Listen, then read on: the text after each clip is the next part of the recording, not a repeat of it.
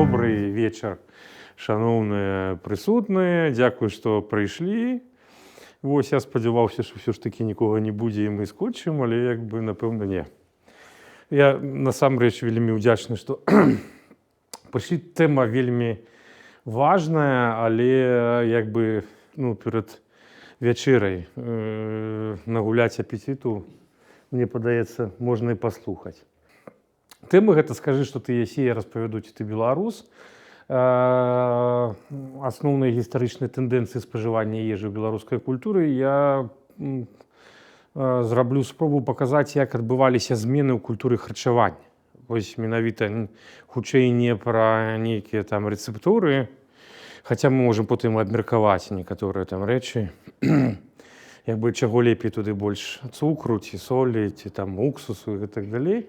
Але пераважна як бы пра тое, як адбываліся змены, з прычыны чаго яны адбываліся і як увогуле гэтыя змены ўплывалі на нашу культуру беларускую і ўяўленне ўвогуле беларусаў. Фактычна, мне падаецца, што ежа ў пэўным сэнсе з'яўляецца такім цудоўным інструментам паўсядзённай сімвалізацыі нейкіх сваіх уласных ідэнтыфікацый, хутчэй за ўсё, з ідэнтычнасцю тут ўсё цяжэй і цяжэй нам выкарыстоўваць як аналітычную катэгорыю.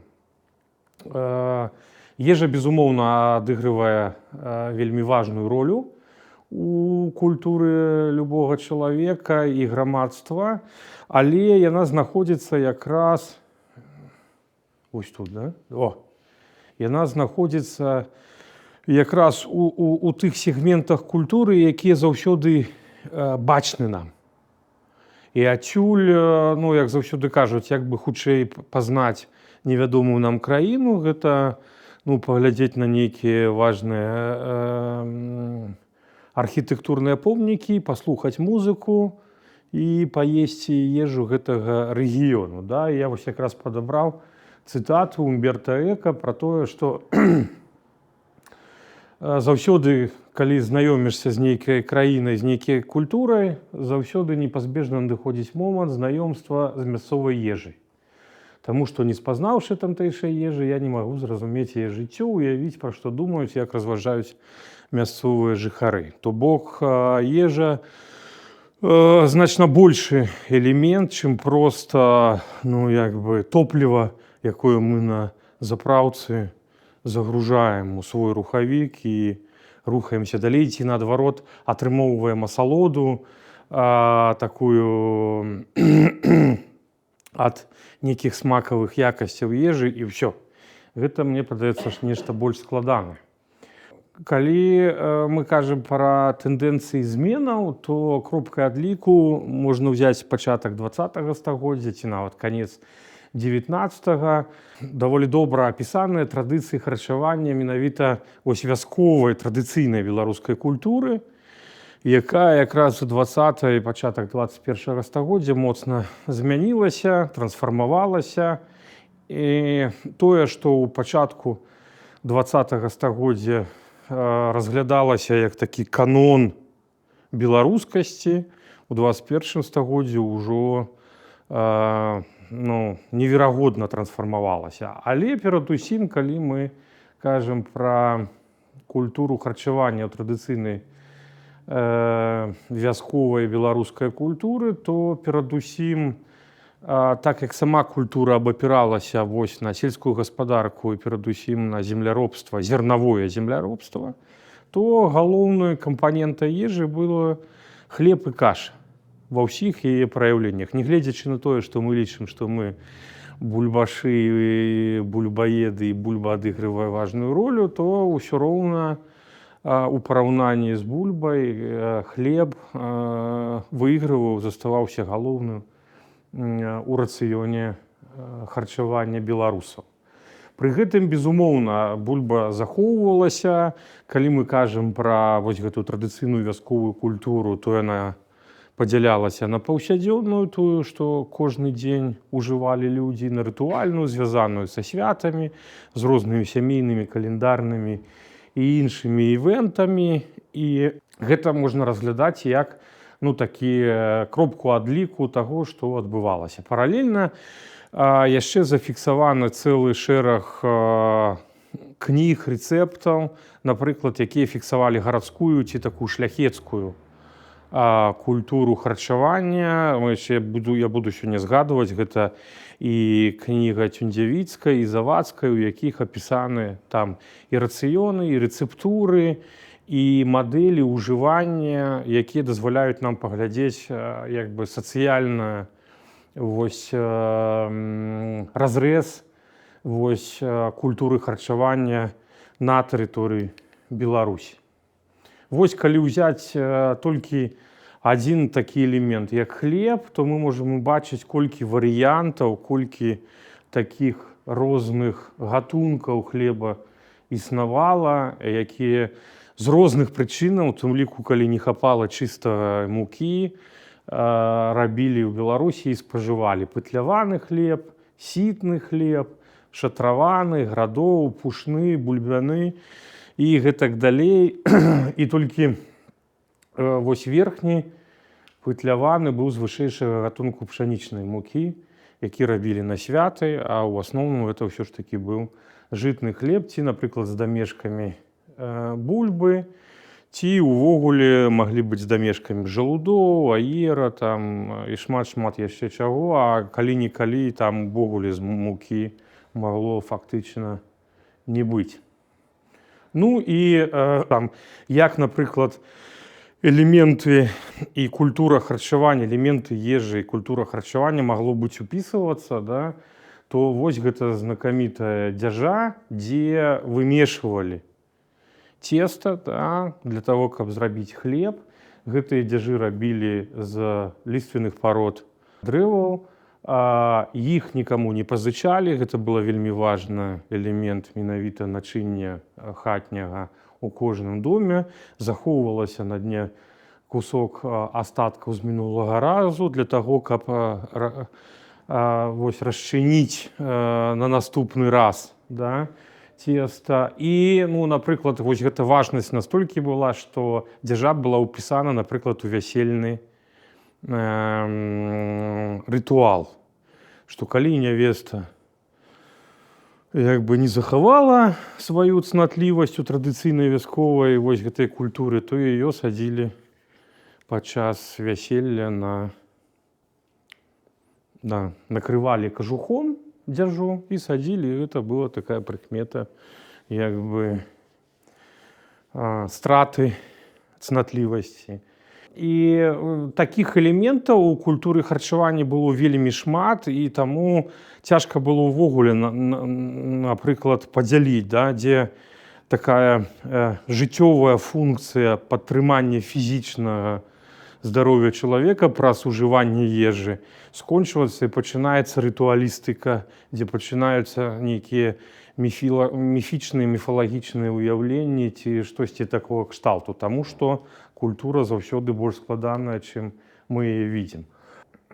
Пасля прыходу савецкай улады і усталявання такога ўжо моцнага савецкага грамадства стала пытанне пра індустрыялізацыю, развіццё эканомікі, і востра было устаўшае пытанне пра тое, як карміць гэтых працоўных людзей. І паступова ўзнікае ці запазычваецца, напрыклад, з захаду традыцыі вось такога фаст-фуду, грамадскага харчавання. Напрыклад, мы ведаем, што кіраўнік савецкага міністэрства прадуктаў харчавання Анастас Мікаян у 1936 годзе ездзіў у Злучаныя Штаты Амерыкі, каб пазнаёміцца з тэхналогіямі вытворчасці, прамысловай вытворчасці прадуктаў пытання, прадуктаў харчавання, якія потым часткова з пэўнымі адаптацыямі пад савецкія рэаліі запазычваліся і перавозіліся і далей выкарыстоўваліся на тэрыторыі Савецкага Саюза, у тым ліку структура грамадскіх публічных сталовак. І вось мы ведаем, да, гэты архітэктурны помнік на тэрыторыі Мінска у цэнтры, які называўся «Фабрыка кухня». Недавно яго аднавілі, хутчэй не адрэстаўравалі, таму што мы бачым, як ён знешне адрозніваецца. Там на 2 паверхах былі вялікія сталоўкі, на другім, калі я не памыляюся, была нават веганская сталоўка, куды можна было прыйсці і паесці веганскай кухні. Такім чынам фактычна адбывалася вось гэта стварэнне як бы новага віду, новай культуры, новай традыцыі харчавання. Гэта такой савецкай, прамысловай, індустрыяльнай культуры харчавання ці савецкага такога, ну, у пэўным сэнсе фастфуду, толькі не такім, да якога мы зараз прызвычаіліся. Аднак гэтыя змены і тэхналагічныя, і ідэалагічныя, яны прынеслі свой вялікі эфект ужо пасля Другой сусветнай вайны з розных прычынаў. Але менавіта у 50-х, 60-х і нават да 80-х гадоў мы назіраем, як моцна змяняецца культура харчавання пад уплывам сацыяльных і культурных ператварэнняў, якія адбываліся ў БССР. Ну, па-першае, у калгасных цэнтрах, то бок там, дзе знаходзіліся сядзібы калгасаў, да, дзе кіраўніцтва, з'яўляюцца крамы, якіх раней ніколі не было, і гэта давала магчымасці нешта новае купляць, заказваць, каб гэта прывазілі, і гэта паступова мяняе структуру увогуле спажывання на вёсцы, але ў першую чаргу гаворка ідзе пра ежу, гэта з'яўленне нейкага салодкага на святы, да, можна было заказаць, прывезці торты, нейкую здобу і гэтак далей, алкаголя, рыбы і таму падобнае. Па-другое, стварэнне ў Беларусі масавай вытворчасці цукру. Вось калі мы возьмем 50-е годы, ў 51-м Скідель, 56-м Гарадзея, ў 60-м Слуцк, дзе паступова яны будаваліся там не за год, канешне, там за 2, 3, 4 гады, але, напрыклад, Скідель ужо ў 56-м годзе выйшаў на планавыя свае аб'ёмы, і гэта сотні тонн, якія выдаваліся, і фактычна з'явілася вялікі аб'ём цукру, які можна было спажываць. Зразумела, што ён выпрацоўваўся з мясцовай сыравіны паўгода, гэта з бурачкоў, да, і мясцовых, і гэта знізіла кошты, павялічыла доступ да гэтага і пачала змяняць як бы культуру, традыцыйную культуру харчавання. Далей вельмі важная тэндэнцыя – гэта пабудова і асабліва мадэрнізацыя раённых хлебазаводаў. Калі першапачаткова гэта былі такія невялічкія канторы, якія былі накіраваны на тое, каб абслугоўваць мясцовая вытворчасць менавіта ў горадзе, то пасля мадэрнізацыі 60-х гадоў яны рэзка павялічваюць свае магчымасці індустрыяльныя.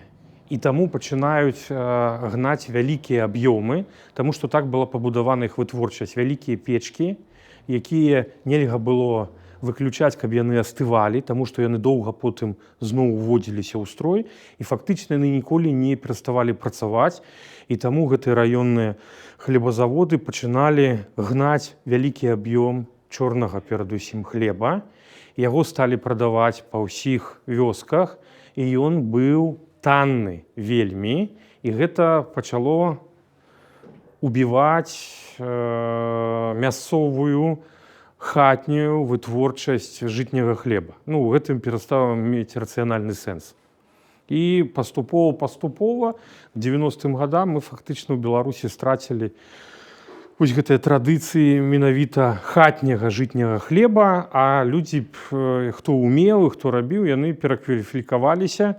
У гэты момант з'яўляецца праз Украіну яшчэ добрая, якасная мука пшанічная, і таму гэта дала магчымасць ужо рабіць белыя булкі па святах, і ўжо не толькі па святах, а ну і ў іншыя дні.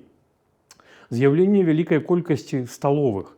Перадусім не толькі калгасных, але і школьных, універсітэцкіх, гарадскіх, куды людзі прыязджалі на вучобу, на працу, у камандзіроўкі і знаёміліся з гэтымі новымі меню, якія цалкам змянялі іх вопыт ужывання ежы, а яны разумелі, што гэта больш вышэйшае у сацыяльным, у прэстыжовым такіх адносінах ежа, і таму запазычвалі, пераносілі, напрыклад, там, як варыянт з знакамітым сталічным салатам.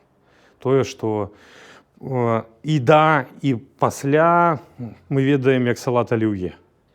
Ён разглядаўся як нешта вышэйшае, як нешта святочнае, як нешта гарадское, якое пачынала адаптавацца. Не было там такога мяса, замянялі курацінай, не было курацінай калбасой, калі з'явілася каўбаса. Потым пачалі дадаваць гарошку, калі яго з'явілася шмат. Потым яшчэ чагосьці. Але гэта само па сабе быў канал запазычвання новага, чаго раней проста не ведалі ці нават не разумелі, што гэта магло быць. Па-другое, гэта стварэнне новай структуры харчавання. Не там суп, каша, капуста, буракі там, і гэтак далей, а гэта знакамітае першае, другое і трэцяе. Тое, што потом праз масавую папулярную культуру, памятаеце, аперацыі і там а кампот. То бок, у горадзе гэта ўжо становіцца нормай, але паступова праз гэтую сталоўкаўскую традыцыю яно распаўсюджваецца паўсюль. І тое, што мы ўжо ў 90-е і 2000-е разглядалі, што ў абед абавязкова трэба, каб быў гарачы суп, і другое, нейкае, гэта ўжо вынік гэтага трансфармацыі, якія адбываліся. І ў 70-е, 80-е пачынаецца масавая, даволі танная ўжо вытворчасць, адносна, але тым не менш, даступная вытворчасць тэлевізараў, якія людзі сталі масава купляць, і праз гэты тэлевізар пачынаецца распаўсюджвацца, і людзі знаёмяцца з гэтымі высокімі на той момант мадэлямі і абразцамі высокай савецкай сталічнай культуры, якую і запазычвалі. У тым ліку і, напрыклад, гэты знакаміты канон і мадэль святкавання Новага года, праз гэтыя галубыя аганькі розныя, дзе павінна было стаяць шампанскае, дзе былі нейкія там абавязкова гэтыя аганькі і таму падобныя рэчы, якія распаўсюджваліся, людзі іх потым пачыналі выкарыстоўваць. Гэтыя ўплывы мадэрнізацыйныя, тэхналагічныя па сваёй сутнасці, яны стваралі новыя смакі, якія мянялі потым і гэтую структуру і культуру харчавання. Па-першае, такая цудоўная штука, ў 1964 годзе пачаўся масавы выпуск 3-літровых шкляных банак, які змяніў, напрыклад, культуру захавання ежы. Вясковая масавая культура – гэта вэнджанне і саленне. Таму што халадзільнікаў не было, а крамаў пад бокам, дзе можна было заўсёды купіць нешта свежае, таксама не было. Таму ўсё ці салілі, ці капцілі, вэнзель. Тут з'яўляюцца банкі, з'яўляецца кансервацыя, марынаванне і шмат яшчэ чаго, прычым ва ўдобных гэтых аб'ёмах. Тое, што можна рукою запакаваць, і тое, што можна дастаць і сям'ёй з'есці. Што не дастаць, а потым яно там за раз не з'едзецца, ці за два, і потым яго трэба будзе выкідаць і нешта з гэтым рабіць. Па-першае, самі банкі сталі больш-менш даступнымі, асабліва, калі мы возьмем яшчэ масавую вытворчасць таматнага сока. Менавіта Мікаян убачыў у Злучаных Штатах Амерыкі так званую сакаізацыю Злучаных Штатаў. Ён убачыў, што на сняданне усе амерыканцы п'юць сок. Праўда, яны пілі апельсінавы сок. Ён вынес гэтую ідэю, бо гэта было важна з розных варыяцыі, у тым ліку гігіены і здароўя, таму што праз сок, вітаміны людзі аздараўляліся. Але аказалася, што яшчэ не было посткаланіяльнага руху афрыканскага, які мог быць падтрыманы Савецкім Саюзам. Яшчэ не было сувязяў з такіх з Лацінскай Амерыкай, і таму праблема з апельсінамі была відавочная. Яе проста тэхналагічна памянялі. Замест апельсінавага сталі рабіць таматны сок, дзякую таму, што у Азіі савецкай гэта вырошчвалася ў добрых аб'ёмах. Але гэта быў новы смак і новая традыцыя, якую проста людзі не падтрымлівалі. Таму была праведзена вялікая рэкламная кампанія. Гэтыя сокі прадаваліся ўсюды, ва ўсіх кафэ, кафетэрыях, крамах, дзе толькі заўгодна. І паступова гэта перанялося. І менавіта Мікаян яшчэ і прыдумаў разліваць сок па 3-літровых банках. Таму што, па-першае, гаспадыні будуць купляць, ён быў вельмі танны, купляць менавіта з-за банак, потым частавацца сокам уласна сама і дзеці, прызвычайвацца да гэтага смаку, і потым гэта само цягнула адну за другім. І вось гэта такая тэндэнцыя, гэта не падавалася так на першы позірк смешным, але тым не менш. Мала таго, у 47-м годзе і банкі, іх форма, і патрабаванне да вось гэтай жасцяной пакрышкі зверху, і што можна з гэтымі банкамі рабіць, было занесено ў ГОСТы савецкі. У 1947 годзе ў ГОСТ, што 3-літровых банках можна было марынаваць, саліць і квасіць прадукты харчавання для чалавека ў спажывецкіх мэтах. Была распрацавана адмысловая форма, адмысловае патрабаванне, а потым ужо масава. Вось гэта ўжо пайшло масавая вытворчасць менавіта самой уласна банкі, якую можна было купіць асобна. В 76-м годзе, другі раз, перадусім у 36-м годзе была першая спроба, але яна не знайшла падтрымку насельніцтва, і эканамічна Савецкі Саюз яе не здолеў рэалізаваць, а ў 76-м, я падкрэсліваю, пастанова Савета міністраў СССР. Ёсць пастанова о пачатку вайны, падпісанні мірных дамоваў, там дыпламатычныя ноты буржуазіі, капіталістам, каму заўгодна, а ёсць пастанова пра ўвядзенне рыбнага дня у сталовых. Чацверг быў уведзены як асобны спецыяльны адмысловы рыбны дзень па ўсіх сталоўках Савецкага Саюза. Пастановай Савета міністраў. Гэта была стратэгічная штука. Уявіце сабе. І гэта прывяло да таго, што смак рыбных котлет і сялёдкі стаў знаёмы ўсім грамадзянам Савецкага Саюзу. То бок у чацверг ты прыходзіў у сталоўку, і там усё было з рыбай. Смажаная, вараная, котлеты з рыбай, селяцы, супы рыбныя і так далей. Па-першае, гэта давала кальцый грамадству, у гэтым была рацыянальная патрэба. Па-другое, у гэты час якраз былі вельмі значныя дэфіцыты у пэўных рэгіёнах з мясам, і гэта давала магчымасць балансаваць эканамічна Савецкаму Саюзу. І гэта змяніла фактычна нашы ўяўленні, таму што пра рыбны дзень ведалі ўсе. Гэта да сённяшняга дня тыя, хто не ведаю, плюс 35, ты, калі скажаш рыбны дзень, амаль упэўнена скажуць, што гэта чацвер. Вось. І гэта праходзіла праз школьныя сталоўкі таксама. Усюды. Далей, з'яўленне новых, дзякуючы Мікаяну, адаптаваных новых гатункаў блюд пра сталовыя, якіх раней ніхто ніколі не выкарыстоўваў, і частка якіх да сённяшняга часу мы ў дамашніх хатніх вось гэтых абставінах амаль не робім. Напрыклад, салянкі, знакамітая мясная і грыбная салянка, якая мае неверагодную колькасць інгрэдыентаў. То бок, каб зрабіць гэта ў хатніх умовах, трэба вельмі шмат усяго купіць, прычым купіць больш, чым патрэбна на гэты суп.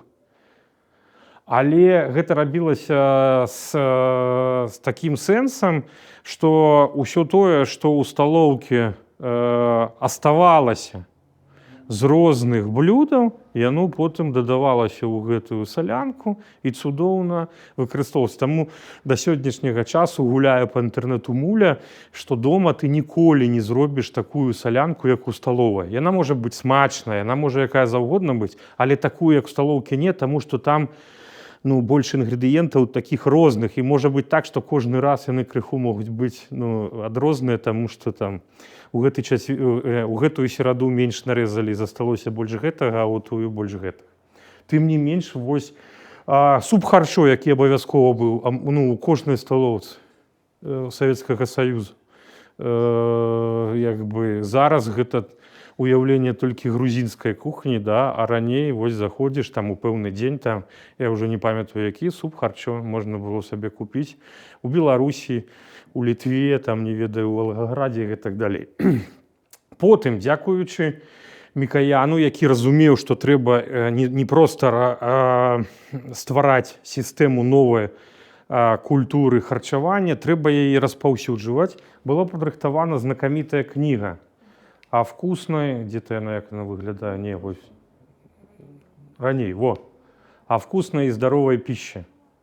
Першапачаткова она выйшла яшчэ да вайны, аднак там былі пэўныя пытанні, плюс вайна і гэтак далей, таму самымі знакамітымі і вядомымі сталі выпускі 52-го, 53-го, 54-го года. Частка увогуле піша пра тое, што гэта магло быць адно выданне.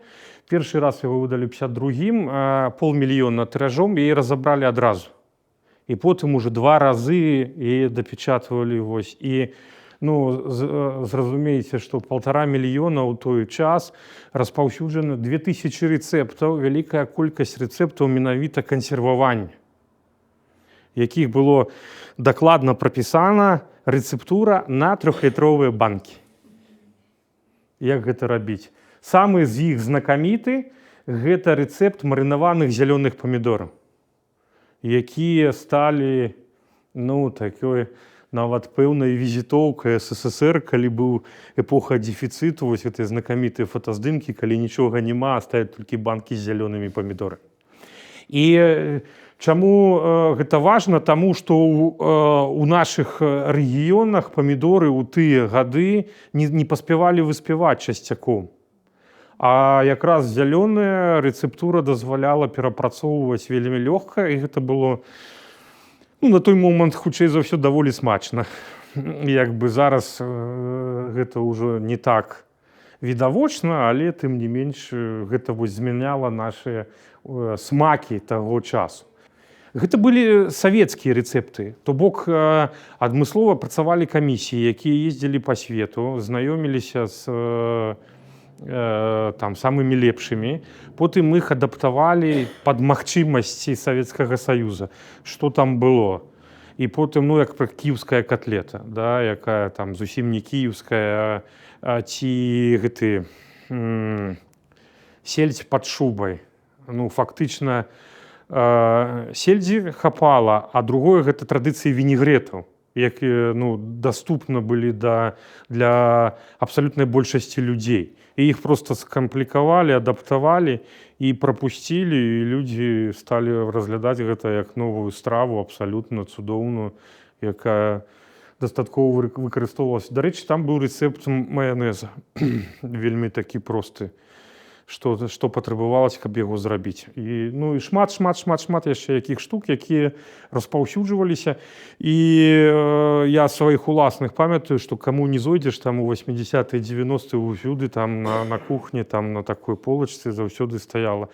Ці вось гэты варыянт гэтай кнігі, ці яшчэ была кніга Пахлёбкіна. Як варыянт, ці тое. З варыяцыямі там кухні народаў СССР, там ці вось такога кшталту. Яшчэ былі больш складаныя, там, дзе яшчэ быў этикет. Як расставіць прыгожая, такія рэчы, але кніга пахлёбкі, яна была больш такая, да? Калі зайдуць госці, дастаньце чырвоную рыбу, лафіт з віном, там, і вось гэта, у мяне ёсць такая кніга дома. Я заўсёды, там у дзяцінстве заўсёды было, што такое лафіт з віном? Это я лічыў, што гэта нейкае французскае віно. Вось гэта было такая асаблівая маё суб'ектыўнае ўяўленне, таму што ніхто са знаёмых не ведаў, што такое лафіт з віном. Ну, як бы.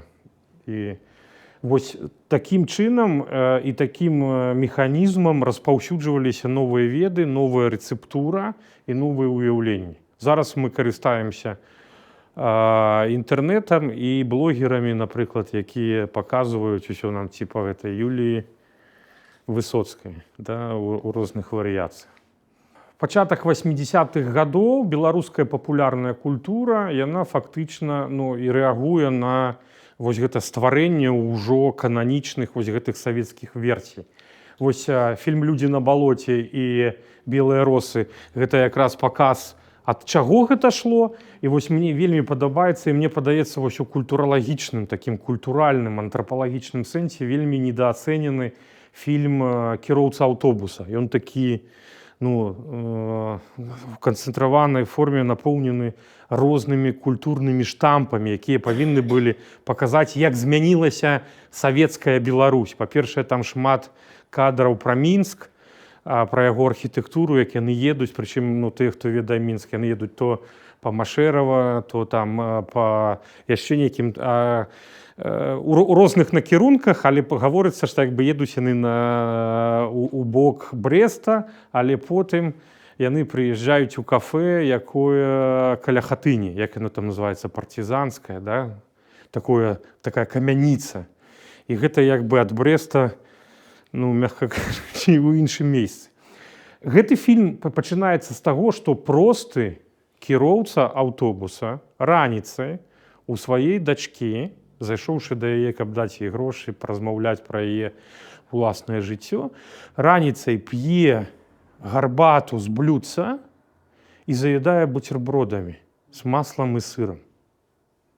І гэта не нешта такое экстра-мега арыстакратычнае ці там сярэднекласавае нейкае сімвалізуючы элемент. Не, гэта такая руціна. Ён зайшоў, яна наліла яму гарбаты у кубачек з блюдца і паставіла маленькую талерачку з 2 буцербродамі з сырам, з маслам і сырам. Гэта такі гарадскі, новы такі шаблон, які як бы ніяк не дапасаваў да вось гэтай традыцыйнай вясковай, дзе раніцай там яешня, салам, бліны абавязкова, там і штосьці яшчэ, таму што трэба было потым цяжка і моцна фізічна працаваць.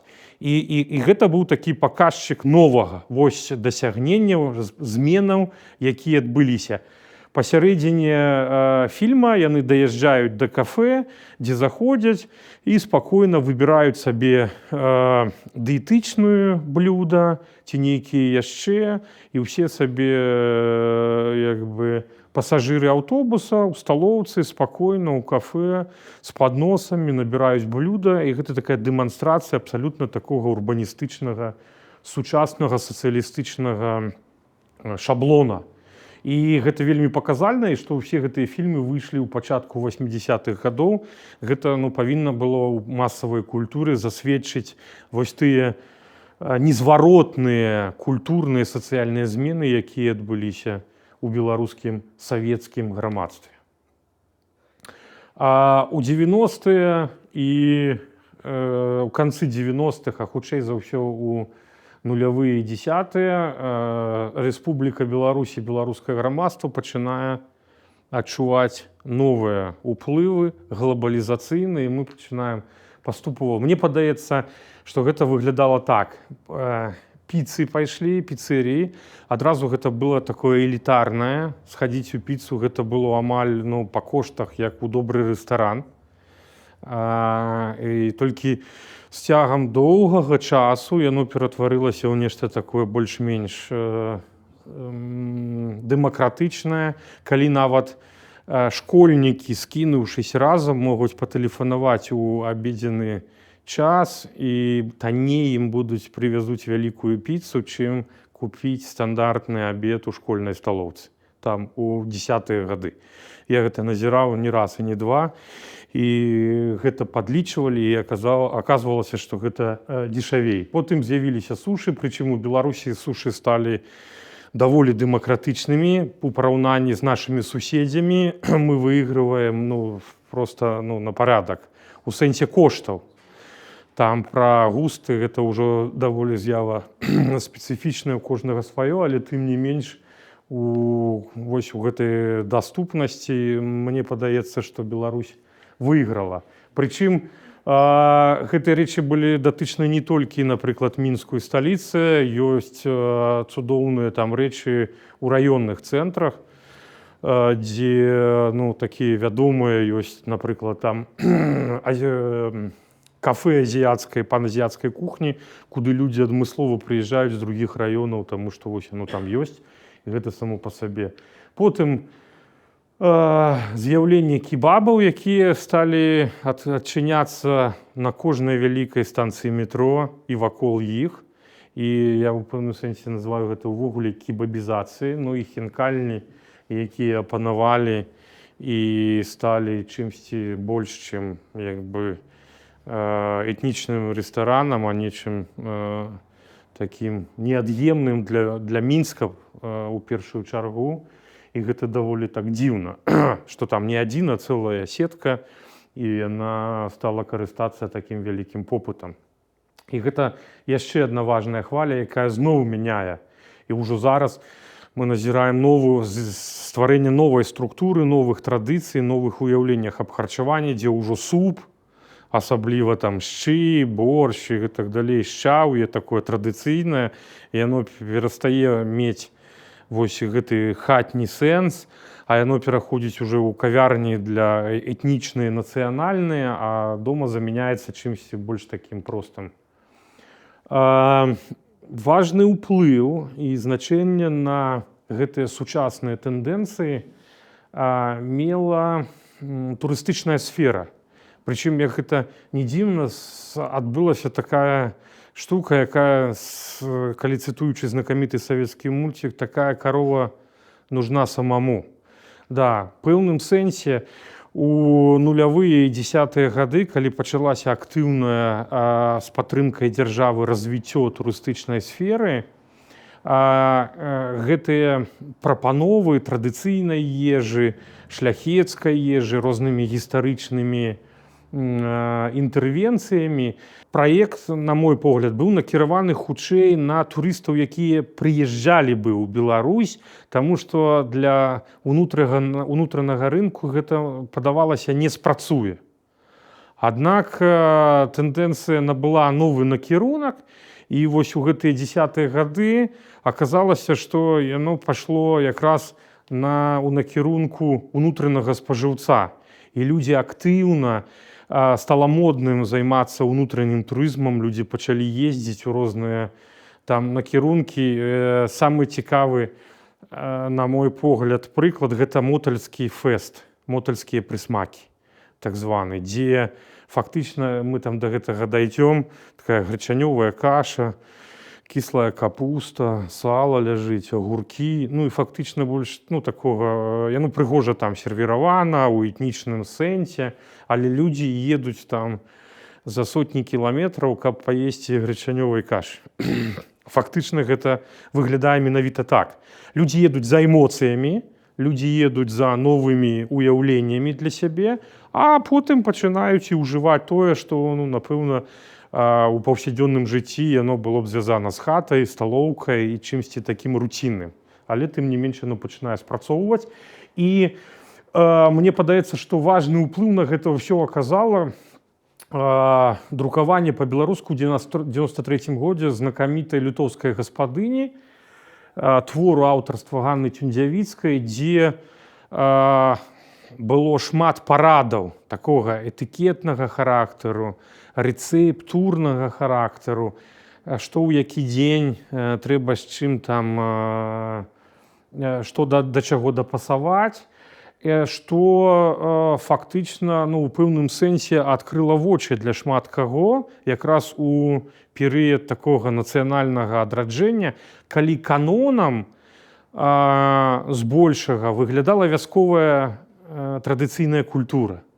А тут раз аказвалася, што была гарадская, вельмі складаная, цудоўная, дзе была дзічына, якую там 80 раз на год можна было есці з рознымі там варыяцыямі, дзе там бараніна, гавядзіна, там розныя варыяцыі як бы са складанымі рэцэптурамі, з ужываннем неверагоднай колькасці спецый, з апісаннем таго, як трэба сервіраваць стол.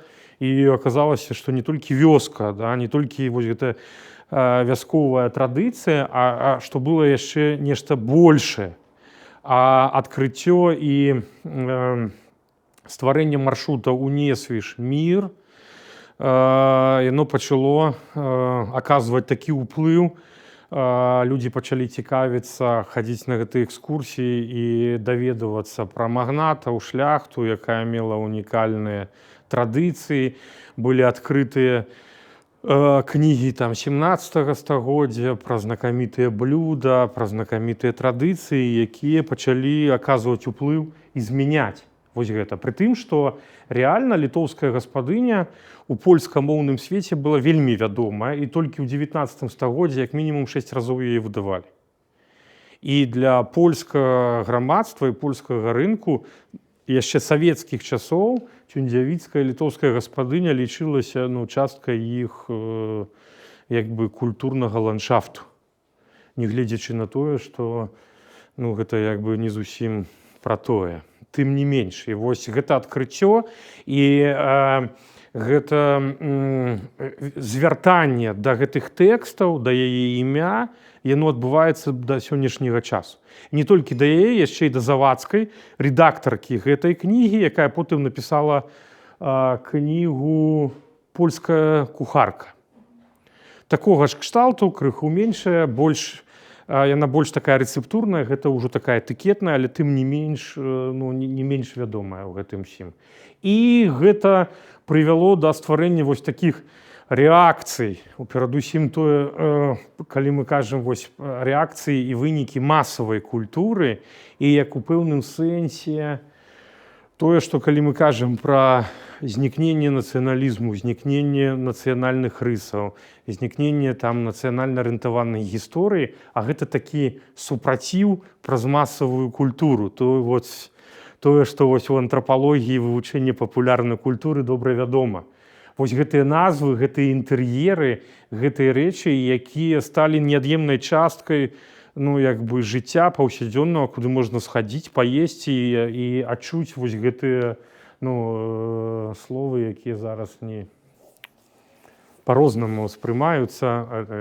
Я толькі потым зразумеў зараз пра гэта ўсё. І паглядзіце, калі з аднаго боку, это мне падказала адна з маіх цудоўных студэнтак яшчэ неверагоднай даўніны мінуласці, пра тое, што нягледзячы вось на гэтую літвінства, якое нас накіроўвае на сярэднявечна новачасовую сімволіку, пры гэтым шніцель па-палескі, які як бы стварае вось гэты баланс паміж нечым такім ліцвінска-ВКЛска, шляхецка-гістарычным і такім рэгіянальна-геаграфічным сучасным. Такія вось міксы, салаты, якія якраз рэакцыя і адаптацыя вось культурнай спадчыны, гістарычнай спадчыны, рэакцыя на працэсы, якія адбываюцца там у палітыкі, культуры і гэтак далей, у сферы давольна рацыянальнай, бо гэта бізнесы, але якія рэагуюць на тое, што адбываецца ў грамадстве і на запыт гэтага грамадства, а потым, так як ежа, гэта кансерватыўны элемент. Мы яшчэ будзем казаць, што змены адбыліся, а ежа пачне змяняцца там праз 10, 20, 30 год. Толькі так там оно адчуе. Я заўсёды памятаю, што ў дзень, калі распаўся Савецкі Саюз, адбылося страшнае палітычнае, страшная ў сэнсе вялікая геапалітычная падзея. А я раніцай устаў у школу, мяне маці пабудзіла, наліла гарбату, зрабіла кашу, дала буцерброд, я паеў і пайшоў. Ну, як бы геапалітычная падзея адбылася, а я як еў кашу гэтую маці застаўляла, так і еў. То бок гэта кансерватыўная штука, якая яшчэ потым там доўгі час не мяняецца, таму што яна абапіраецца на шмат якія рэчы, на экалагічнасць, на традыцыі таго, што ёсць вакол нас. У крамах жа нічога не змянілася ў гэты дзень.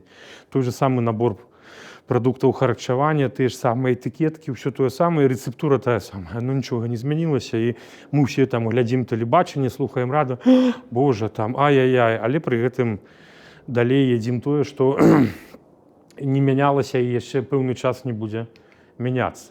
Ну і там, напрыклад, да, вось гэты фотаздымак, гэта сама часткі меню, дзе ёсць дакладнае маленькімі літарамі апісанне таго, што гэта, чаму. Гэта такое вось спасылкі, якія пакуль вы чакаеце свой заказ, вы можаце прысабечыць, прачытаць і нейкім чынам там змяніць.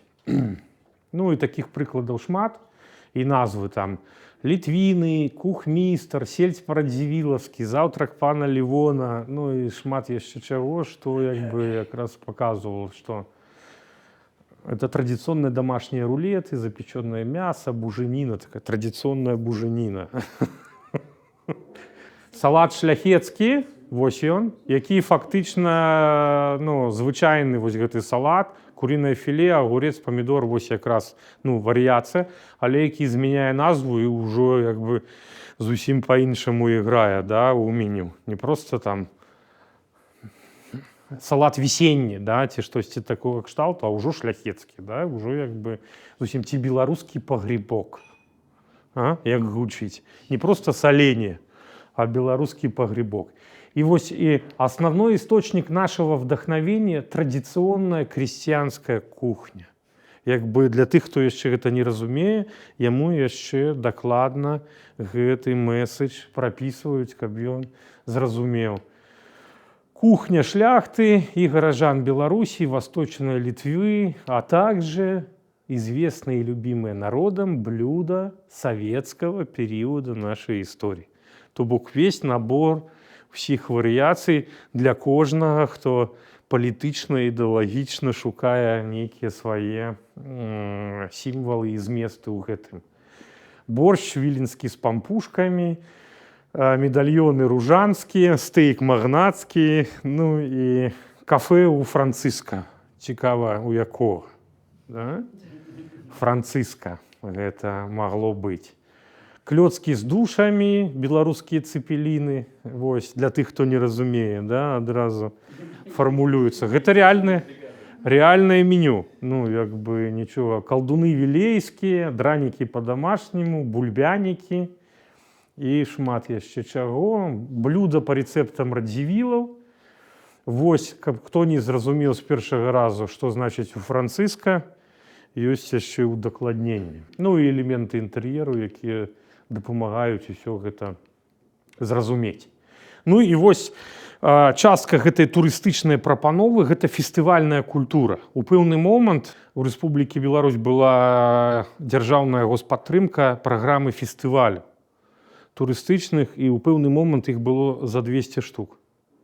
То бок з 365 дзён, то есть фактычна там кожныя 2 дня глобальна дзесьці магло адбывацца. Ну, зразумела, што яны больш там вясной і летам, але тым не менш іх колькасць. І вось адзін з іх фестываль мотальскія прысмакі, такі унікальны, як бы, які больш нідзе ніколі не сустрэнеш. Ось такі такой аграгаламурны трэш, агратрэш, да, знакамітая такая ёсць штука. Ну і вось, калі ласка, вам унікальныя прапановы мотальскіх прысмакаў, да, як бы каша, агуркі, сала, памідоры, капуста. Ну, то бок сэнс якраз не ў тым, што як бы яно само па сабе унікальнае. Хаця ў моталі кажуць, што ў іх існуе унікальная шурпа, якая заведзеная, адрозная, ну, з кілбасы там другое ўжо. І там яшчэ гэтая рыбная вытворчасць мясцовых баронаў. Але тым не менш сам факт вось гонару вось такімі рэчамі, якія выстаўляюцца, якімі ганарацца, там цэлыя конкурсы праводзіліся, там лепшая лепшая мясная страва, лепшая рыбная страва. У пэўны момант там была нават вуліца самагоншчыкаў. Як бы афіцыйна яе не было, але там, ну, як бы міліцыя глядзела на гэта, так крыху можна было зрабіць дэгустацыю. Вось проста стаялі і працавалі на вуліцы апараты. Ну, іншыя варыянты. Фестываль вось агурка ў Шклове, цукеркавы фэст, потым журавіны міораў, ну, вішнёвы фэст глыбоцкі і шмат яшчэ якія ўжо паказвалі, што турыстычная сфера абсалютна цалкам зразумела пра сувязі паміж эмоцыямі, цікавасцю і ежай і пачала не проста іх выкарыстоўваць, а фактычна эксплуатаваць. І што не заўсёды прыносіла эфект, таму што менеджеры, арганізатары гэтых фестывалях не заўсёды да канца разумелі, як гэта выкарыстоўваць. Да? Як там, напрыклад, у глыбоцкім вішнёвым фестывале, дзе там нават сушы рабілі з вішень, але гэта было там асобна, людзі асобна, там паштовыя маркі, ну, карацей, яшчэ выпрацоўваліся нейкія механізмы і метады пошукаў, але ўжо грамадскае і такое менеджерскае разуменне сувязі і цікавасці людзей, яно ўжо абсалютна цалкам існавала. А другі вельмі, ці ўжо трэці такі складаны варыянт і вельмі важнае пытанне, гэта такая інструменталізацыя ежы ў сфере палітыкі ідэнтычнасці. Вось буквально на мінулым тыдні быў нейкі конкурс на лепшы шалці баршчай. Там і першы, ну, зразумела, гэта літоўскі, але беларусы папалі ў пяцёрку. Як бы гэта пра ўсе напісалі. Літоўскія сайты напісалі, што яны першыя, а беларускія напісалі, што мы папалі ў пяцёрку.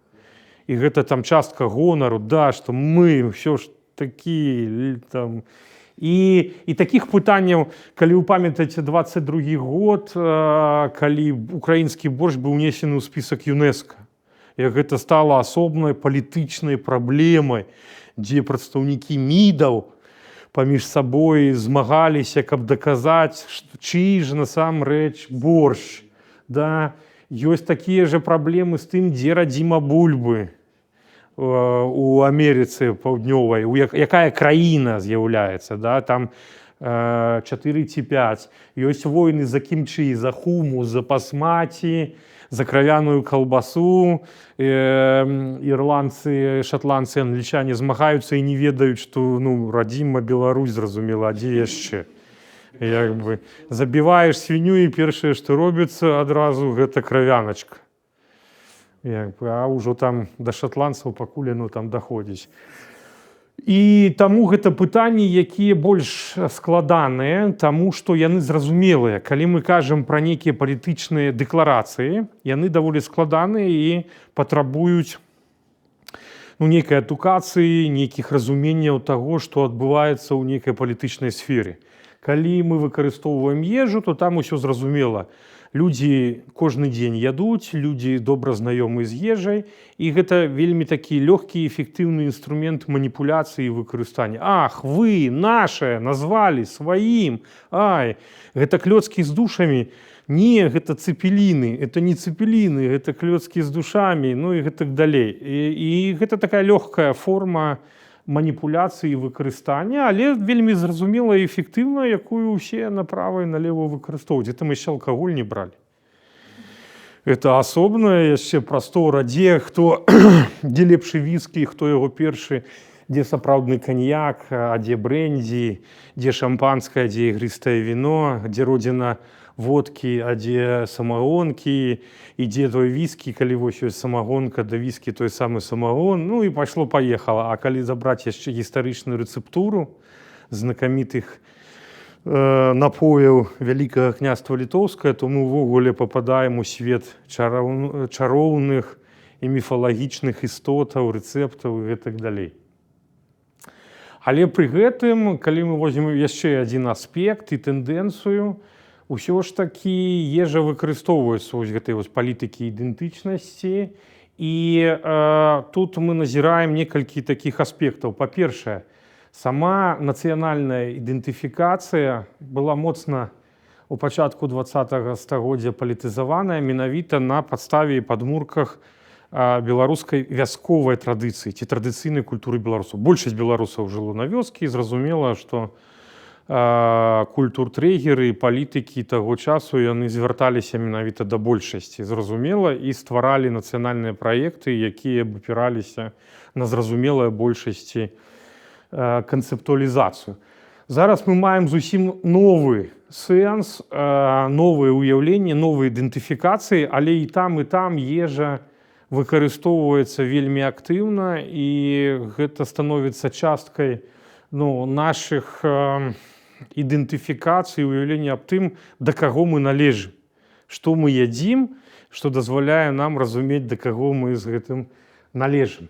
Напрыклад, знакаміты экзаэтнонім бульбашы, як праява вось гэтай нізавой ідэнтыфікацыі, слуцкі знакаміты хлеб бульбаш, з якім змагаўся наш знакаміты актывіст і перамог, і слуцкі хлебакамбінат адмовіўся ад вытворчасці гэтага хлеба.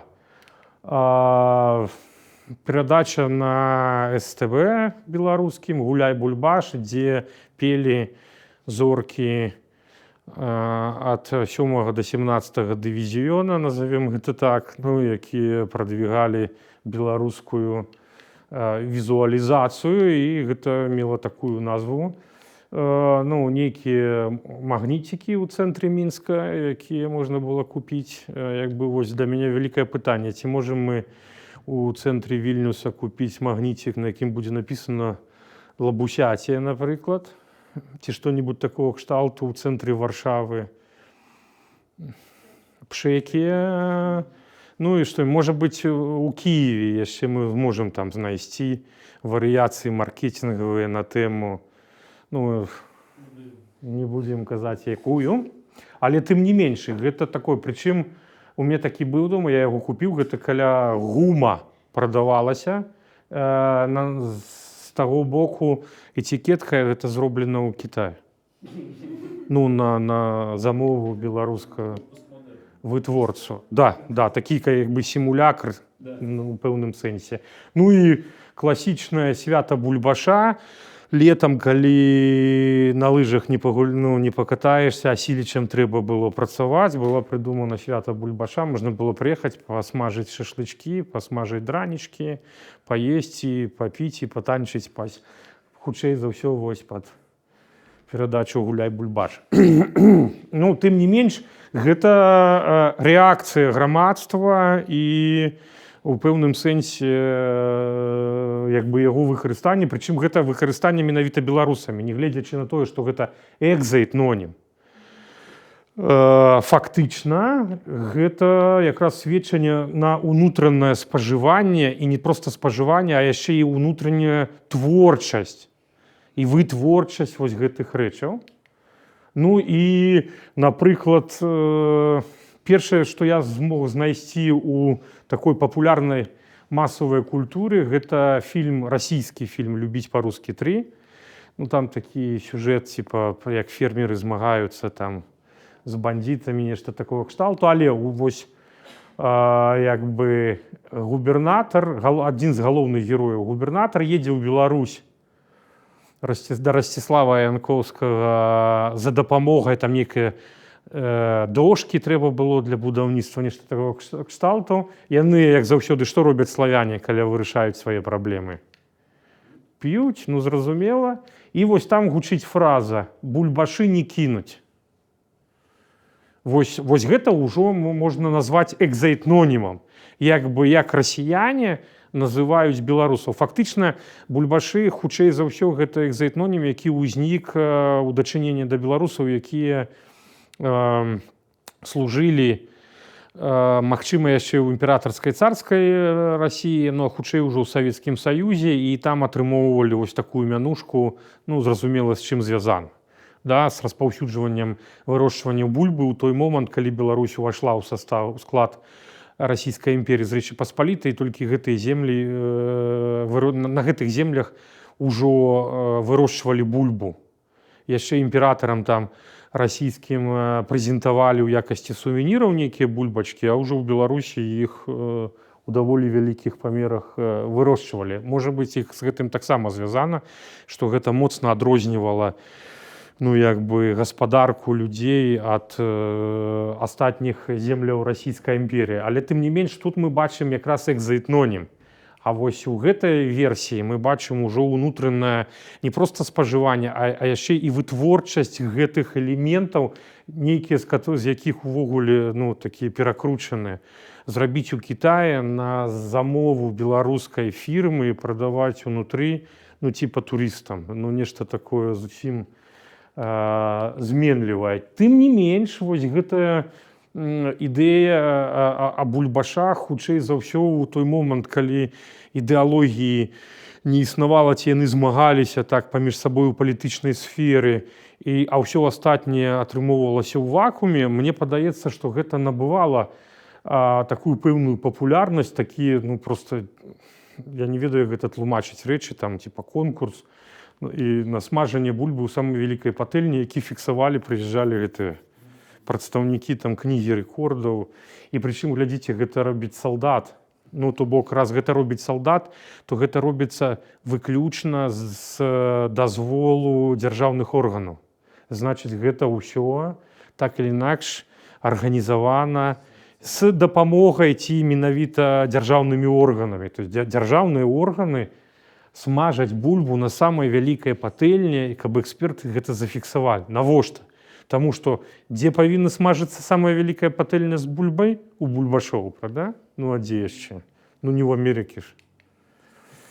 Далей рэчы, якія вызывалі страшэнныя дыскусіі, і фактычна ўсе пра гэта ведаюць, там яшчэ быў і пікет, а потым яны ўсё ж такі змянілі гэтую назву на «Поедем-поедим», да, по-моему. Так яно атрымала, прычым месца было не самае лепшае выбрана, але сама гэта назва, яна проста вартая таго, каб пра яе парэфлексаваць. Да? Бульбаш-хол. Нешта такое. Бульбаш, але з холам ангельскім, вось у адным слове, гэта такое і яшчэ з твёрдым знакам, вось гэтым такім імперскім 19-вечным.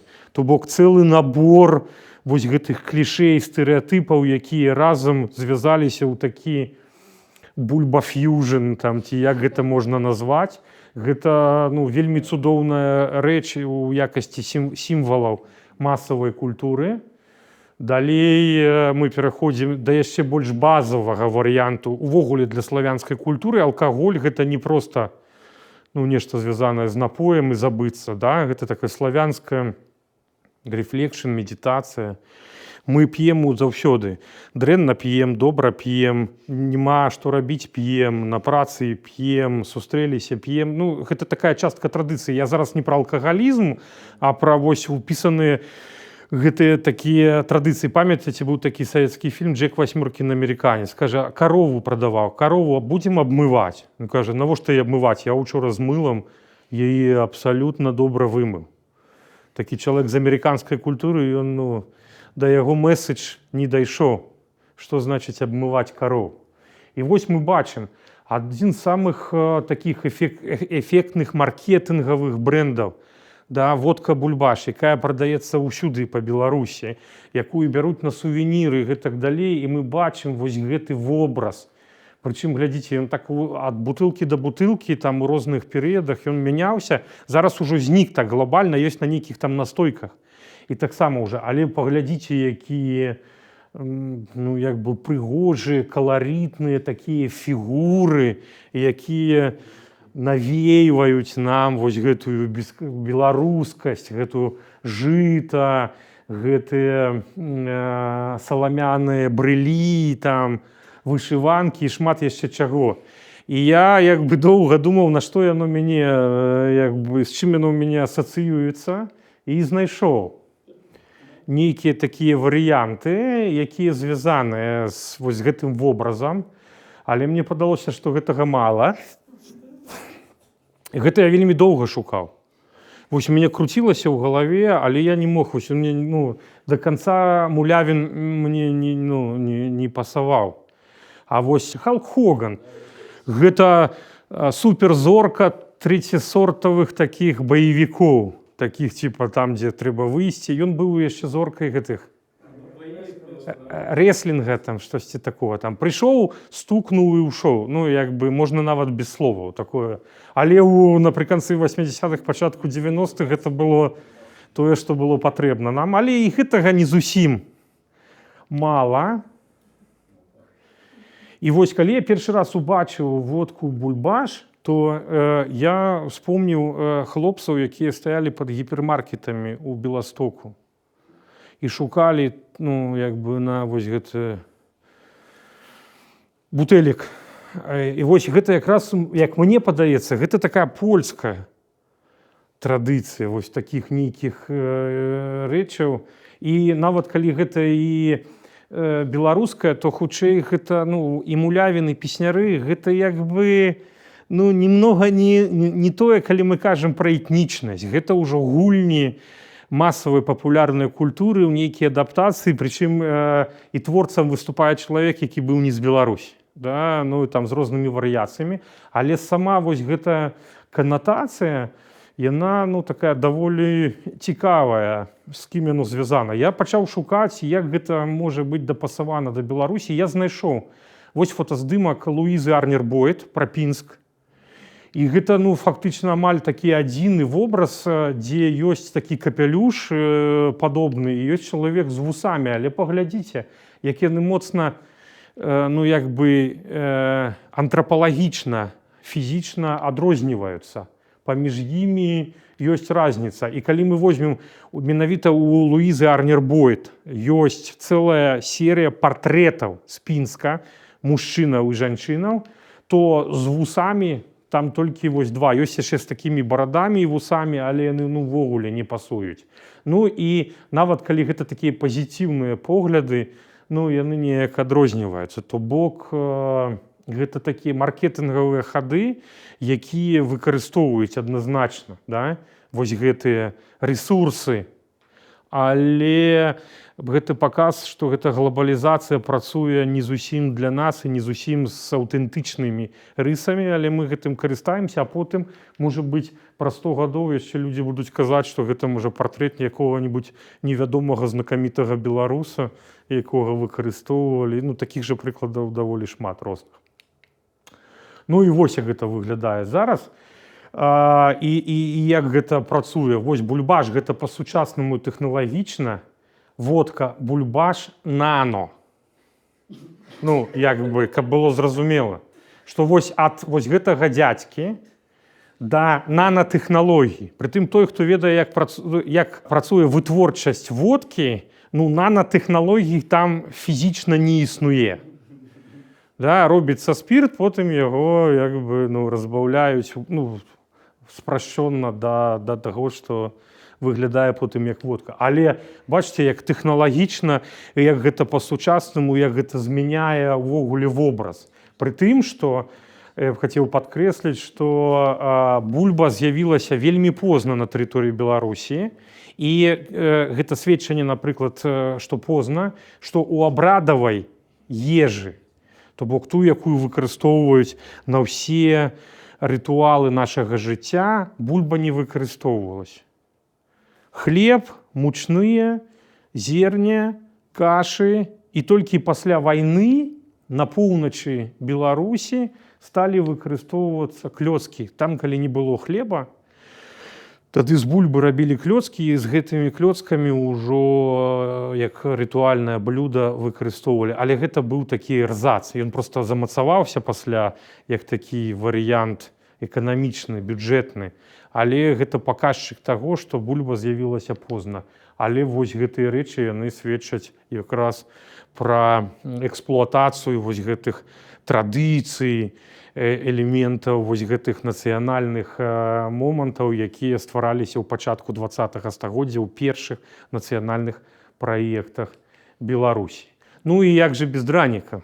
Як бы Дранікі гэта наш беларускі космас. На адной з прэзентацый я бачыў, як адна з такіх экспертак у сфере ежы казала, што дранікі маюць круглую форму, гэта салярныя сімвалы. І раз салярныя сімвалы, то гэта абсалютна упэўненая сувязь з космасам. Таму дранікі гэта беларускі космас у пэўным сэнсе. Магчыма. Гаворка не пра тое, праўда гэта ці не, а гаворка якраз пра рэфлексіі, пра тлумачэнні, якія мы можам выкарыстоўваць. І калі я быў на гэтай прэзентацыі, я глядзеў, як людзі ківаюць, як людзі, да іх даходзіць гэты месседж, яны з ім пагаджаюцца. І гэта самае галоўнае. То бок мы не кажам пра тое, што гэта неправда і трэба гэта ад гэтага адмовіцца, ніякі гэта не космас. Хто еў, калі хацелася яму дранікі, ён першыя такія добра прыгатаваны, то гэта нерваны космас, безумоўна. Хто кім не авалодвалі гэтыя эмоцыі, той не сапраўдны беларус. Як вам такое, да?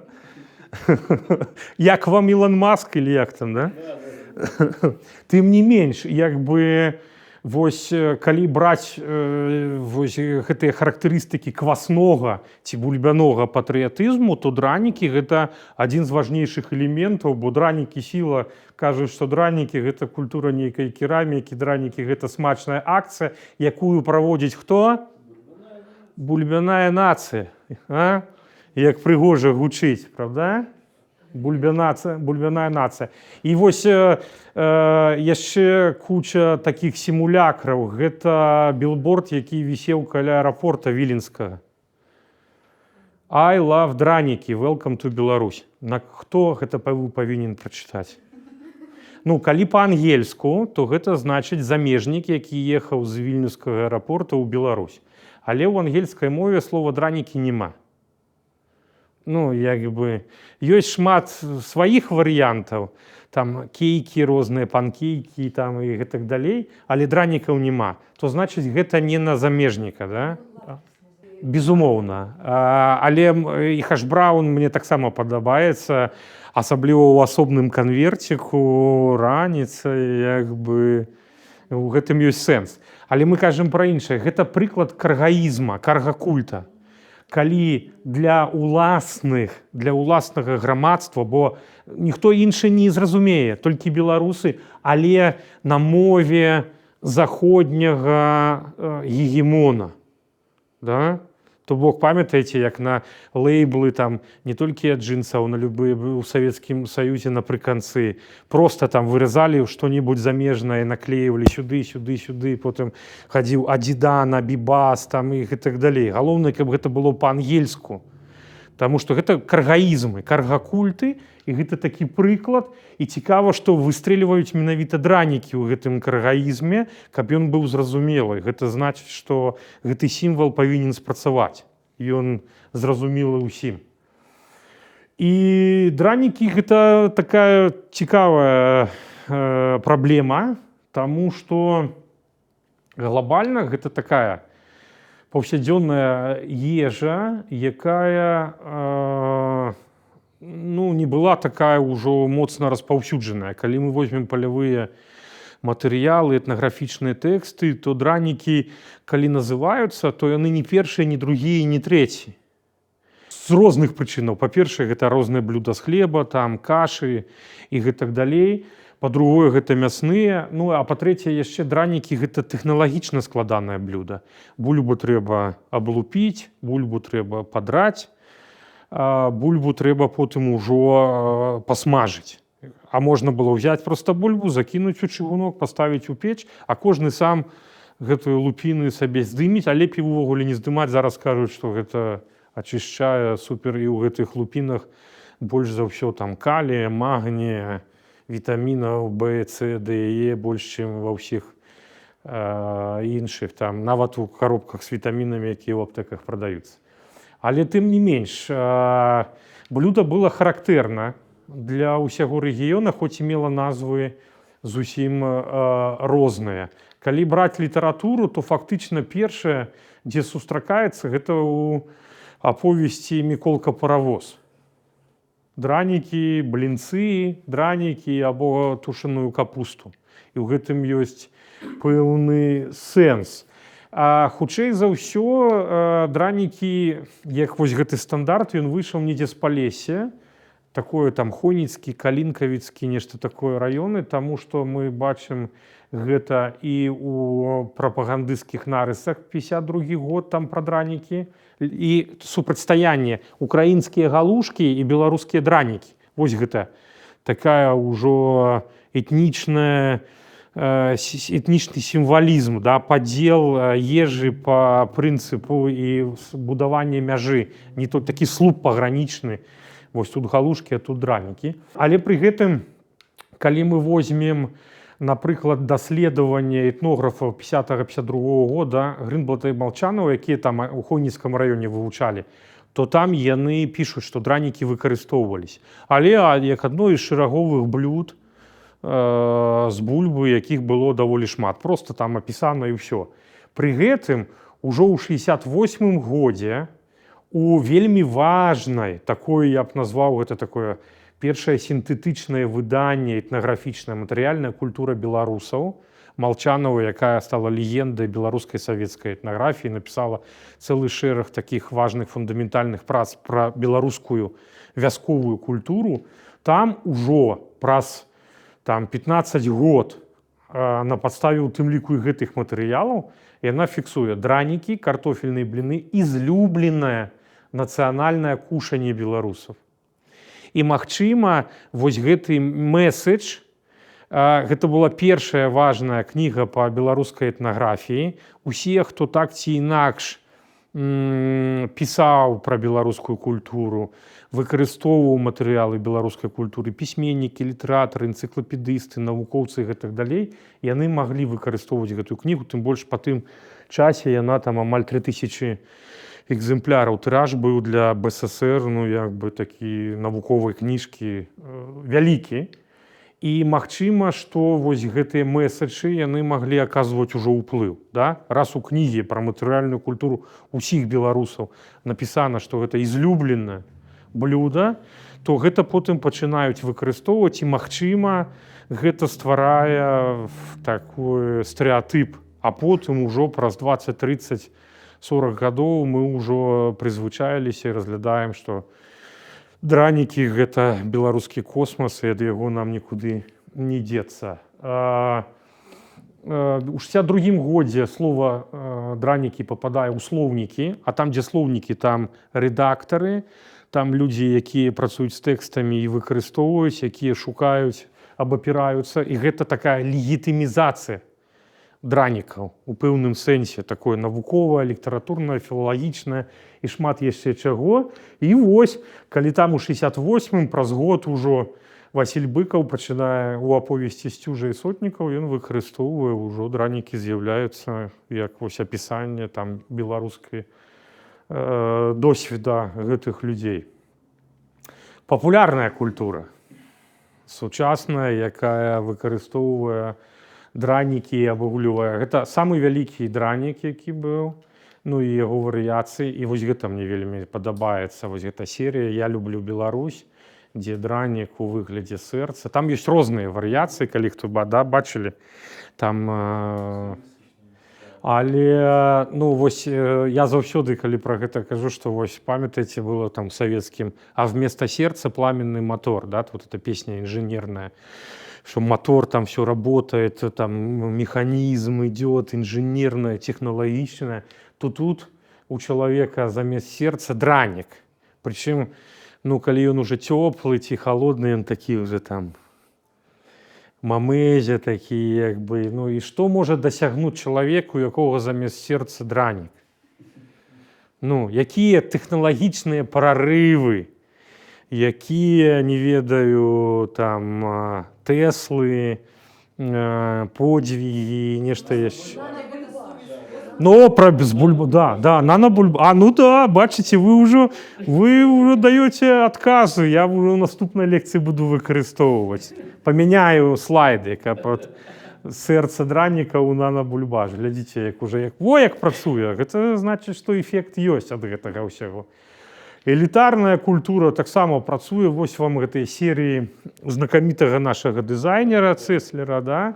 І глядзіце, як тут напісана Virgin Беларусь. То бок, значыць, калі ты хочаш пазнаць, спасцігнуць вось гэту цнатлівую, некранутую, такую карані Беларусі, дранік табе дапаможа. То бок, з'еш дранік, і ты не толькі касмічную сувязь адчуеш, але і пранікнеш глыбока ў карані беларускай культуры. І адсюль вось дранік ленд. То бок, да, такі стаіш. Гэта каргаізмы, ну, каргаізмы, ад якіх нікуды не зробіш. То бок, ўсё роўна такое каланіяльнае ці посткаланіяльнае ў гэтым, безумоўна, існуе. Вось гэтыя разрывы тэхналагічныя. Ну, так, канешне, як бы, ну, тут жа не мікронах платы там ці штосьці такое, а гэта драная бульба, это як бы нанотэхналогіі. І гэта працуе. Ну і як бы элементы, звязаныя з высокай культурай, да, як бы хто не вадзіў калегаў замежных у рэстарацыю і не карміў іх дранікамі з чырвонай ікрой і не плакаў ад гэтага відовішча неверагоднага. Дранікі і чырвоная ікра для нармальнага беларуса. Калі ёсць ікра, то час не для дранікаў. Калі ёсць дранікі, значыць, ну, як бы ікра можа недзе там пастаяць асобна. А гэта частка, я памятаю, што ў нейкім там гадоў 10 таму назад у Беларусь прыязджала гэта кавер-група Beatles. Нейкая там, яны падобныя, ўсё, там у іх падпісаны кантракт. І па БТ паказвалі з такім гонарам, што была праведзена для іх экскурсія, і іх завялі ў нейкае кафэ, і яны елі дранікі з чырвонай ікрой і з чырвонай рыбай. І было бачна, як сама вось гэта, хто там, журналістка, як я правільна назваць, якая сядзіць перад камерай, яна з такім як бы піетэтам, што бок дранікі з чырвонай ікрой, то бок гэта такі высшы, ну, пілатаж такога марнатраўства, назовем. То бок гэта, ну, для багатых. Так, калі ў цябе ўжо ёсць такія грошы, што ты можаш дранікі паесці ўжо. Магчымыя варыянты, а і іншы не менш цікавы, я гэта не магу растлумачыць для сябе, але гэта працуе. Вось гэта сетка «Мама дома». У іх было адно з кафэ каля ГУМа. Там за ГУМам, так вось збоку, і там шла реклама, яны ўводзілі дранікі ў рэцэптуру, не ў рэцэптуру, ў меню, а яны пазіцыянаваліся як кафэ для дзяцей, ну, для сямейнае кафэ, для бацькоў з дзяцьмі і гэтак далей. І вось яны ўвадзілі дранікі, і вось паглядзіце, по-беларуску гэта пішецца лучше, по-русски даже, лучшей страны восходящей картошки, дранікі, а по-ангельску the best from the country of potato. То бок гэта іншы сэнс і іншы месседж. Восходящая картошка или з картофельной страны картошки. Гэта ж, ну, крыху по-іншаму. Гэта явно гэта креатив на страна восходящего солнца, сакуры, гэтага, як это... А? Не пагады, гора. Фудзіяма. Кожнае лета, вось калі быў такі мёртвы сезон, калі в Мінске ўсе раз'язджаліся, каб спрычыніцца да такой увагі, у Мінску праводзілі ў рэстарацыі, там, дзе нямецкі цэнтр.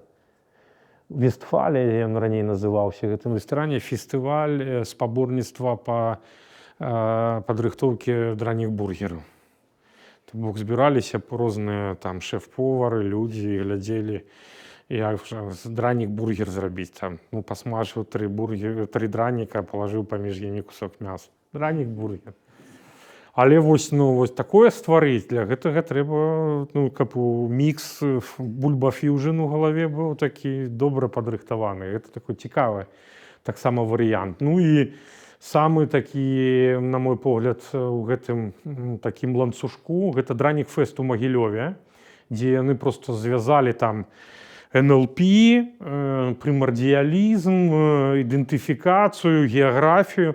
То бок замест талерак давалі такую картонку, на якой была раздрукавана карта, мап, вось, ну, ўсходняй Еўропы з цэнтрам у Беларусі, і табе як бы даюць дранік у выглядзе Беларусі, і ты там пачынаеш у атласе замалёўваць дранікам папасці у межы Беларусі. То бок, ну, школа, НЛП, прымардыялізм, усё працуе, вывучэнне геаграфіі, там такое не супала яшчэ паверні крыху. О, не, это Астравецкі раён, гэта ўверх. Гэта не ўнізу. Ну, і гэта такі даволі цікавы варыянт. Цікава, што ў пачатку 90-х, калі Беларусь стала незалежная, узнікла вось гэта ідэя самагонкі як новага беларускага прадукту, такога новага віскі. Калі за савецкім часам з самагонам змагаліся, гэта быў крымінал у пэўным сэнсе, то ў пачатку 90-х і ў 90-е яшчэ гэта сітуацыя не да канца спрацоўвала, і мы ведаем некалькі такіх вялікіх традыцый беларускіх. Напрыклад, старадарожская самагонка, дзе людзі нават пачалі ствараць свае ўласныя брэнды.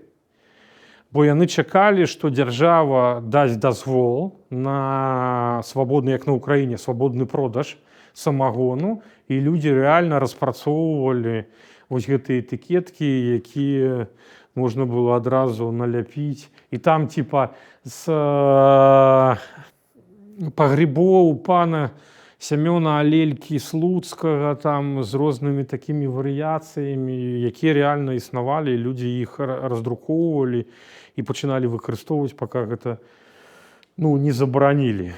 Бакштанка знакамітая, гэта ўжо іншы зусім падыход, але тым не менш вядомая, да, ваколна-любоцкая кухня, пушчы. Там ёсць бакшты і бакштанка, а ёсць іўе з іншага боку і іўеўская. Але і тую на Лібока гоняць фактычна з двайным перагонам. Калі старадарожская гэта выкарыстанне медных тарэлак, і там яна чыстая, бо працэс гэтае сівушнае масла ачышчаецца. Ты п'еш і галава не так баліць. То бакштанка гэта двайная перагонка. І вялікая традыцыя настоек на гэтым звязаных, на калгане, на валер'яне, на дзівасіле, і там шмат-шмат яшчэ такіх мясцовых, якія дапамагаюць там ад галавы, ад ціску, ад грусці, там, ад розных... Прычым, калі казаць, дранікі, там, типа, не, калі была вось гэта у нас там імпрэза паэтычная, яна скончылася ў ІГУ, і выйшлі там літоўскія, беларускія паэты, і стаялі ўнізе, чакалі і вырашалі, куды пайсці. Узнікла ідэя пайсці ў карчму папіць піва, і адразу, там жа яшчэ і дранікі яшчэ ёсць, а там ёсць розныя варыяцыі дранікаў, і пачалася дыскусія, які правільны рэцэпт дранікаў. Адразу, без нейкай падрыхтоўкі. Хлоп і паэты, якія яшчэ там 20-30 хвілін там верлібрам рубілі і перакладалі з літоўскай на беларускую, а з беларускай на літоўскую, тут упісаліся, і пачалася дыскусія пра то, з мукой, ці без мукі, з цыбуляй, там, і так далей, што, прямо паказвае, што галоўнае гэта не паэтычнасць, а галоўнае гэта беларускасць, да, якая адразу вылазіць у касмічных памерах, і ўсе пачынаюць размаўляць пра дранікі. Ну і белавежская таксама, там ёсць мясціны, дзе выходзяць крыніцы з такой цудоўнай вадой, і таму насамрэч мы маем больш у Беларусі гэтых традыцый, яны зараз ужо амаль зніклі, таму што не патрэбны нікому, таму што дзяржава гэта ўсё знішчае, і традыцыі таксама. Але вось у 90-е і нулявыя гэтыя традыцыі яшчэ моцна існавалі, і ў пэўным сэнсе гэты рэсурс не выкарыстаны, а шмат людзей ужо зніклі, і частку рэчаў мы можам проста ўжо не аднавіць, магчыма. Я спадзяюся, што яшчэ не.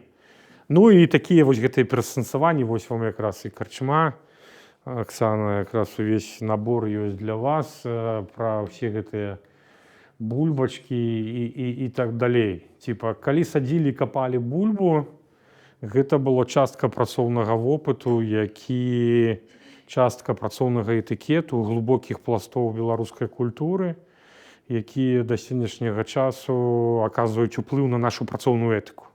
Так ці інакш, і з гэтым нешта звязана. Нэнсі Рэйс, амерыканская антрапалагіня, яна вывучала праблему вырошчвання бульбы у постсавецкім рэгіёне.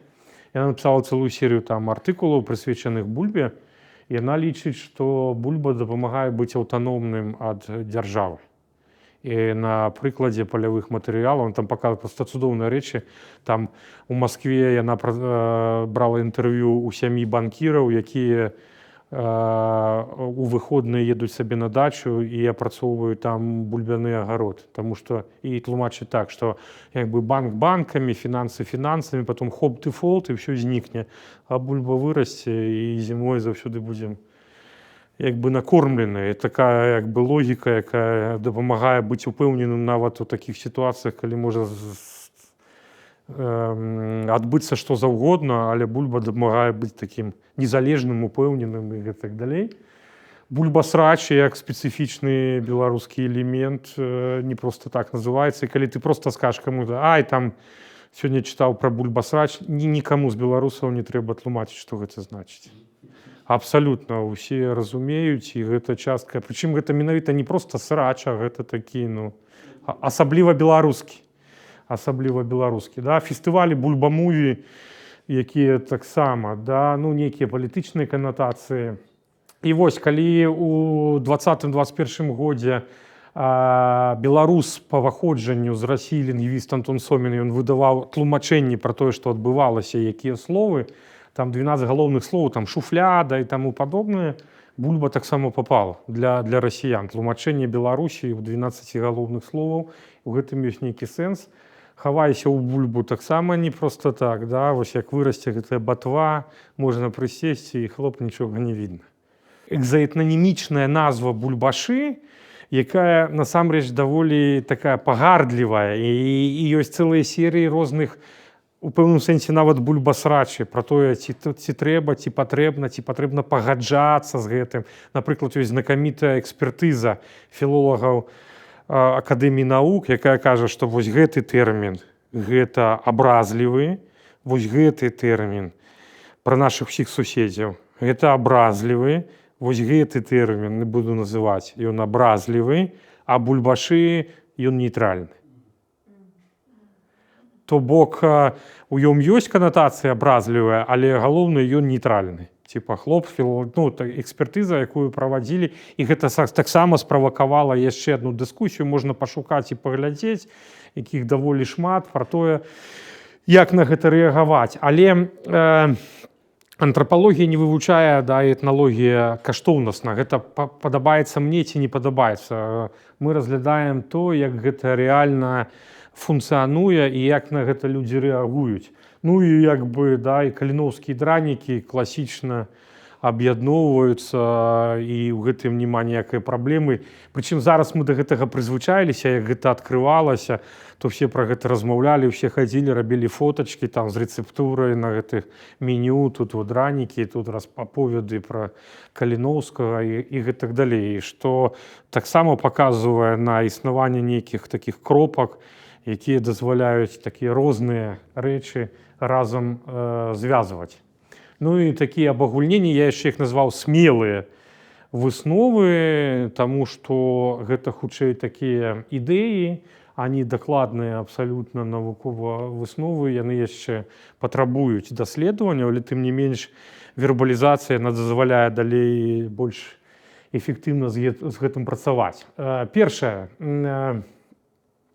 вось такая хваля замены традыцыйнага вясковага харчавання як традыцыі адбылося ў 50-е, 80-е гады праз вось цэлых там вялікую колькасць фактараў. Сталовая, урбанізацыя, масавая культура, якія разам аказвалі ўплыў, і паступова, не гледзячы на тое, што сам працэс быў даволі рэзкі там у 30-е гады, аднак яго вынікі ў культуры харчавання яны адбыліся значна пазней. Другая хваля гэта калі савецкая вось гэтая культура, якая ўзнікла вось у гэты перыяд, яна мяняецца ў нулявыя і дзесятыя гады пад уплывам глобалізацыі, назовем яе кібабізацыі. У пэўным сэнсе, калі вялікія сістэмы канцэпцыі фастфуда прыйшлі на Беларусь і пачалі тут там жыць сваім уласным жыццём, і гэта само па сабе таксама цікава, ну, пакуль, мне падаецца, таксама не вывучана. Гэтая культура харчавання ўвогуле сама па сабе вельмі кансерватыўна, і таму змены, якія адбываліся ў 30-х, 50-х, яны прывялі да зменаў менавіта ў харчаванні толькі ў 60-е, 80-е. То бок, вось сацыяльныя і культурныя трансфармацыі адбываюцца, а потом паступова адбываюцца змены ў культуры харчавання. Культура харчавання мае экалагічны складнік, то бок, калі набор прадуктаў не мяняецца, не мяняецца тэхналогіі, то тады змены будуць адбывацца вельмі марудна. Таму што, ну, няма ні сэнсу, ні магчымасцей. А калі ўжо мяняюцца гэтыя складнікі вакол, ці з'яўляецца вялікая колькасць новых, якія танныя, лёгкам даступе і гэтак далей, то гэта ўжо пачынае вельмі хутка змяняць культуру харчавання. Далей, турыстыка аказала значны ўплыў. Гэта і само існаванне розных аграсябдзіб, турыстычных фестываляў, так і друкаванне вось гэтых рэцэптур і выкарыстанне ці ўвядзенне іх ва ўжытак, ідэалагічнае асэнсаванне, рэфлексія, тэксты, якія з'яўляюцца, там новыя маршруты, новыя ідэі, фэсты экскурсаводаў, якія распаўсюджваюць вось гэтыя ідэі на шырокае кола людзей. Ну, як прыклад гэтага ўсяго рэспубліканскі спіс гісторыка-культурнай спадчыны Беларусі, дзе апошнім часам усё актыўней і шырэй выкарыстоўваюцца якраз блюда ці элементы беларускай рэгіянальнай кухні. Там масляны баран, глубокскі хлеб, адзельская кухня, клёцкі з душамі, спораўская рыба, маларыцкі хлеб, любанскі хлеб, банкуха, вось, напрыклад, якая нічым фактычна не адрозніваецца ад ліцоўскага, як ён называецца гэты шакоціс, да. І фактычна, ну, але гэта Свіслачскі раён Беларусі. Ну і дранікі. Дранікі таксама. Там, правда, блюда з бульбы і дранікі, гэта там мінулым, пазамінулым годзе гэта там было, але, ну, тым не менш. Беларуская кухня шукае свае нацыянальныя сімвалы, то бок гэты працэс можна назваць увогуле ідэнтыфікацыяй так глобальна. І зараз гэтым складанасці ёсць. Чаму? Таму што нашы суседзі ўжо распісалі свае пантэоны. І цяпер мы сутыкаемся з сітуацыяй, калі мы знаходзім рэальныя, да, факты таго, што ў нас нешта існуе, хлопа, оно ўжо ў пантэоне суседзя. І там баха, там чорны літоўскі хлеб, унікальная штука, а в Беларусі пра чорны хлеб ніхто там не ведае. Вось гэта банкуха, напрыклад, тыя ж клёцкі з душамі, і там шмат яшчэ чаго такога, і гэта стварае вось гэтую складанасць. Ну, а вось дранікі нам аддалі на водку пусі, як бы, і ў гэтым ёсць такі пэўны момант. Важна тое, што адбываецца такі пошук, і ён ідзе, і гэты працэс, ён такі рухомы, тое, што я назваў шляхецка-сялянскі фьюжн. Калі вось адбываецца некая такая салатізацыя, нейкія такія штукі, але гэта нармальна, мне падаецца, што гэта так ва ўсіх, але тым не менш, вось праблема тым, што ў суседзі ўжо там свой набор стварылі, і нам ужо праблема. Халаднік ужо, ну, калі мы зробім фэст халаднікоў, то, ну, зразумела, все скажуць, ну, паўтор, там, типа. Ну, але, ведаеце, там ёсць такая канатацыя пра бацьвіняжаў, там, як бы, да, палякі-то караняжы, з каронай, а мы з бацвіннямі. Ну, как бы, бачыце, ўсё гэта ідзе ў такія нізавыя структуры. Нават калі мы кажам вось пра гэтыя дранікі і бульбу, то гэта такія нізавыя праекты, да? Такой Crossroads, вось гэты, да? Але з іншага боку ён нізавы яшчэ і па свайму прэстыжаваму такому іерархічнаму стану. Гэта такое сялянскае, нейкае простае, тое, якое нікому ўжо не патрэбна, назовем так, і якое яшчэ і мае такія экзаэтнанімічныя негатыўныя канатацыі, вось як бульбашы. І зразумела, што гэта спрашчэнне, зразумела, што гэта стэрэатыпы і што яны не адпавядаюць рэчаіснасці і таму людзям не падабаюцца. Але вось, ну, мне падаецца, што я паказаў, што вось гэта выкарыстанне канцэпцыі бульбашы, яно больш шырокае, чым яно падаецца. І, магчыма, гэтаму ёсць такое тлумачэнне, мне падаецца, звязанае з тым, што яно апалітычнае ў нейкім пэўным сэнсе. Яно не вымушае беларусаў рабіць нейкі такі глобальны, палітычны, такі эсэнцыяльны выбар. Типа, ну, дранікі усе ядуць, ўсё як бы бульба і бульба. Бульбашы і глобальна там правыя, левыя, цэнтрысцкія бульбашы. Ну, як бы, да, не, ну, адсутнічае. І гэта такое, як бы апалітычнае ў пэўным сэнсе, і таму выкарыстоўваецца даволі шырока. І глобальна, так ці інакш, вось у сацыяльных сетках, у нейкіх размовах, у простых такіх рэчах людзі, калі ёсць тэндэнцыя да спрашчэння і выкарыстання стэрэатыпаў, бульба і бульбашы ўсплываюць даволі шырока. Хлоп як зразумелая для ўсіх рэч. Мне падаецца, якраз гэта звязана з тым, што яно знайшло сваю нішу ў той момант, там, з 90-х пачынаючы, калі не было іншых прапаноў, якія не сутыкаліся там з канкурентамі і пачыналі зацята змагацца. А гэта типа, з чым ты будзеш, з бульбай? Як бы, ну ты што, хто не еў? І, магчыма, у гэтым сэнс такога вось шырокага выкарыстання. Тое, што яно нясе негатыўныя канатацыі, гэта безумоўна. Безумоўна. Але, ну, а макароннікі не нясуць, а там гэтыя, як бы, лягушатнікі не нясуць. Ну, нясуць жа таксама. Але ж пры гэтым яно ўжо уваходзіць у такую вялікую турыстычную канструкцыю, якая ўжо працуе сама па сябе, якую ўжо нельга амаль адмовіцца.